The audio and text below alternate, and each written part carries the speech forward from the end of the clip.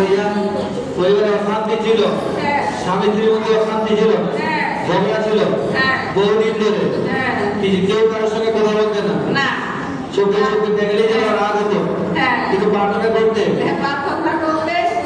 সব সমস্যার সমাধান হয়ে গেছে, সব ভালো হয়ে গেছে। আমি বিশ্বাস করি যাদের পরিবারে অশান্তি আছে হাত উঠাও, যাদের পরিবারে ঝগড়া অশান্তি আছে হাত উঠাও, যাদের পরিবারে অশান্তি ঝগড়া আছে হাত উঠাও, ভয় না করো, আজ পর্যন্ত বিশ্বাস করো।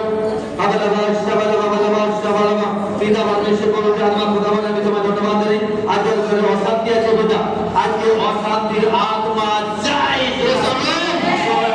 আত্মা চাই, শান্তি আছে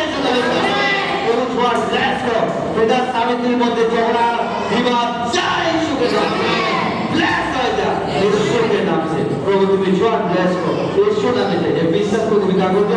আজকে যতটা নেই আপনারা রিসিভ করে দেবে না, আজ প্রত্যেকের পরিবারে শান্তি আছে, শান্তি আছে, ঈশ্বর নামে চাইছি, আর এই যিশুর নাম থেকে চাইছি, আমেন।